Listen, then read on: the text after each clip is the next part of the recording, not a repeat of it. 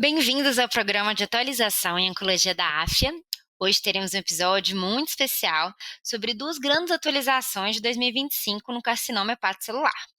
A nova diretriz da ESMO, publicada em fevereiro desse ano, e o up-to-date do BCLC, divulgado em outubro. Estou aqui hoje com a nossa convidada super especial, doutora Eliana Bastos, professora do nosso programa de atualização em tumores do trato gastrointestinal. Eliana, que prazer ter você aqui. Em 2025 foi mesmo um marco, né? O hepatocarcinoma finalmente saiu daquele algoritmo rígido e entrou na era da personalização. Vamos destrinchar isso para os nossos colegas. Sim, é, muito obrigada. Eu sou Eliana, sou professora aqui da AFIA na parte de GI e hoje a gente vai discutir um pouquinho então sobre CHC. Fazia bastante tempo que a gente não tinha uma atualização da diretriz da ESMO desde 2022 e agora a gente teve essa atualização e a atualização do BSLC. O que mudou mais foi que o algoritmo ele parou de ser tão rígido e dogmático, e agora a gente está partindo para uma área de personalização do cuidado, né? Então, o BCLC ele trouxe um framework chamado QSE, que fala sobre complexidade, incerteza, subjetividade, emoções, e que isso faz com que a gente tenha uma decisão compartilhada, cada vez mais a decisão com a equipe multi fica sendo necessária e obrigatória, né, para os nossos pacientes. E algumas atualizações que nós tivemos foi que, principalmente, a TARI, né, que é um tipo de tratamento, ele está ganhando espaço, principalmente no BSLCB, e o uso de TACE mais imunoterapia nos cenários mais precoces. Então, a gente vai discutir um pouquinho sobre esses assuntos hoje. Excelente, Eliana. Então, vamos começar, né, do início aí da jornada do nosso paciente. Quando a gente fala de prevenção e diagnóstico precoce, quem realmente deve entrar para a vigilância, né, do hepatocarcinoma e qual que é o método padrão hoje em dia? Bom, a recomendação ela continua inalterada, né? Então, todos os pacientes que tiverem cirrose de qualquer etiologia, né? Se tiver uma função ah, hepática que permite algum tipo de tratamento curativo ou locorregional, ele deve fazer o segmento, tá? Outros pacientes, por exemplo, aqueles com hepatite B crônica, e risco moderado alto, que seria aqueles pacientes que têm algumas alterações laboratoriais e leva em consideração, existe um score chamado score de PAGE, né, que faz essa avaliação de risco, e geralmente usa também, além dessa avaliação laboratorial, idade, sexo. Então, pacientes que têm hepatite B crônica não necessariamente precisa ter cirrose, mas se tiver esse score alto, ele já tem que fazer esse segmento, tá? Essa vigilância ativa. E o pessoal, os pacientes, né, que tiverem hepatite C e com fibrose, mesmo após resposta virológica sustentada, também tem indicação. E a indicação é a avaliação com alfa-fetoproteína, e o método mais utilizado geralmente é o ultrassom abdominal. Esses dois exames geralmente a gente faz a cada 6 meses.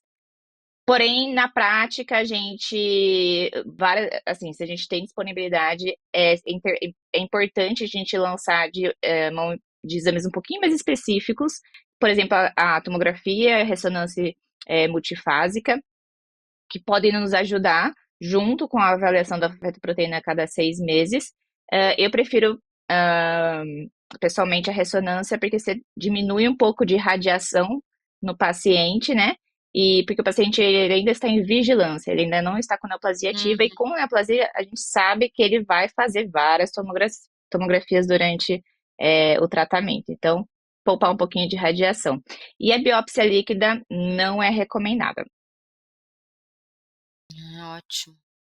Eliana, indo agora para o diagnóstico, né? Muita gente pergunta se houve uma grande mudança nos critérios não invasivos. O que permaneceu igual e o que evoluiu, né? E se puder também conta pra gente quando ainda que a biópsia ainda vai ser necessário? Bom, para a avaliação do tumor, ele pode ser feito por imagem. Então, a gente usa ou a tomografia ou a ressonância multifásica para avaliar o componente ali de imagem do nódulo, né? Ele tem que ter um realce arterial, mais washout, ou pseudocápsula, ou um crescimento maior que 50% em menos de 6 meses. Existe um exame de imagem que ele é um pouco mais sensível para lesões menores de 2 centímetros, que é a ressonância com Primovich. Ele é mais específico. E a biópsia, o certo, o ideal, seriam todos os pacientes biopsiarem. Por quê?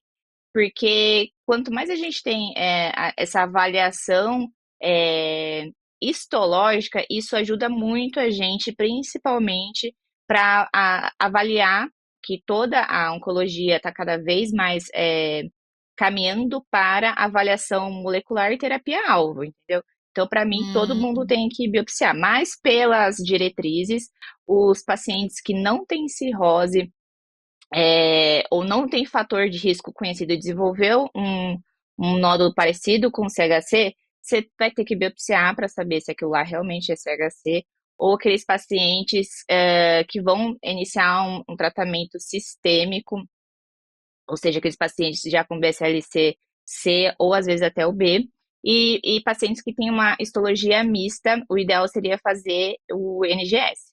Atualmente, 80% dos hum. CHCs, eles não tem biópsia. Então, eu acho que cada vez mais a biópsia ela vai ser obrigatória, e para mim, se você tem acesso, para mim, praticamente obrigatória. Excelente. Bom que assim a gente vai também dando as dicas aí para a prática clínica, né, Eliana? E o estadiamento, então, acaba guiando praticamente tudo, né, no carcinoma hepatocelular. O BCLC continuou sendo a principal ferramenta, mas a gente teve mudança importante agora em 2025. Você estava me contando, né, que a última já tem alguns anos. E o que que você destacaria dessa atualização? Eu achei muito interessante, né, o Kills que você falou no início. Como que isso muda as decisões aí na vida real? Bom, a ESMO ela recomenda o método de sistema se basear para o BSLC, que estava na versão de 2022, agora temos o BSLC de 2025 e ele se mantém igual, é 0 A, B, C e D. O estágio B, BSLC-B, ele está agora um pouquinho mais bem estabelecido, que seriam 3 nódulos de qualquer tamanho, ou até 3 nódulos com pelo menos um maior que 4,5 centímetros. Elimina aquela zona cinzenta que antes a gente tinha, que eram aqueles pacientes que iam para a TACE e não tinha essa necessidade. Outros scores que a gente usa muito na prática clínica para avaliar, por exemplo, a função hepática é o Child Pug e o ALB. A avaliação do ALB ela é muito importante, principalmente no estágio clínico no BCLC-A. E para avaliação de hipertensão portal, a gente ainda usa os critérios de Bavê no 7. E a diferença, que nem você mesmo estava comentando, foi esse QSE, né? Quando a gente vai utilizar, quando não há superioridade entre os tratamentos e a Hum, escolha dessa complexidade, em vez de ser completamente técnica, porque ela não é, existem muitos tratamentos que o nível de evidência são bem uhum, semelhantes, né? Então, a gente uhum. tem que levar em consideração toxicidade para o paciente, a gente tem que levar em consideração a performance do paciente, como está a parte hepática, principalmente, para poder fazer o melhor tratamento possível para o paciente, né? 2025, a gente tem que caminhar cada vez mais para tratar um paciente e não uma doença. Processo de decisão E compartilhada, agora, né? Que é tão importante, né, Eliana? Isso mesmo, desculpa, só tava exatamente. eu puxando sardinha para o lado do cuidado, mas isso, né? A decisão compartilhada, nesse caso aí que você está trazendo, ela é fundamental, sempre trazendo os valores do paciente para a mesa, né? Exatamente. Então, agora iremos continuar esse papo no nosso canal e seja assinante do nosso programa de atualização de oncologia da AFIA e tenha acesso a esse material todo na íntegra e várias outras coisas sobre atualizações para você ficar por dentro de tudo.